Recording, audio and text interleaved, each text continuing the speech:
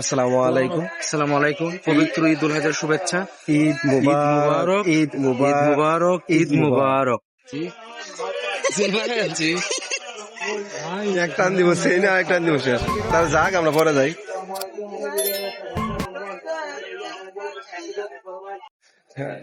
দেখার আমরা সুযোগ থাকলে তো নামাজে শেষ করলাম, একটা বক্তব্য রাখো।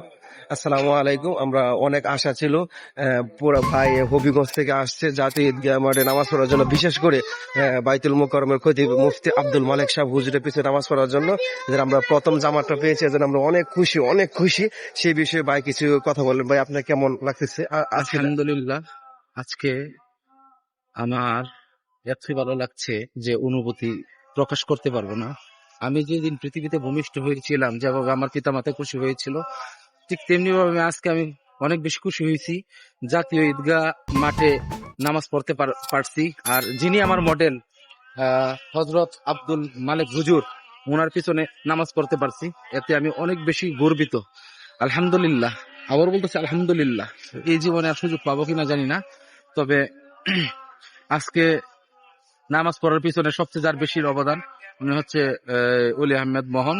উনি আমাকে সুযোগ করে দিয়েছেন নামাজ পড়ার জন্য। আমি সুদূর হবিগঞ্জ থেকে আসছি শুধু আজকে জাতীয় ঈদগাহ মাঠে নামাজ পড়ার জন্য।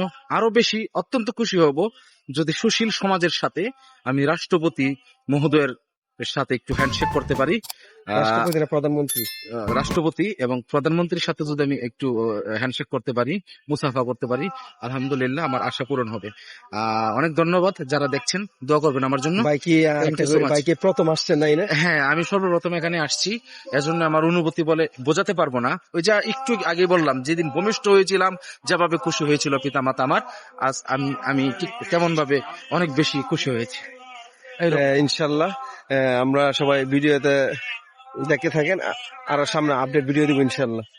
الله أكبر الله أكبر لا إله إلا الله الله أكبر الله أكبر لله الحمد الله أكبر الله أكبر لا إله إلا الله الله أكبر الله أكبر لله الحمد الله أكبر الله أكبر لا إله إلا الله الله أكبر الله أكبر لله الحمد الله أكبر الله أكبر لا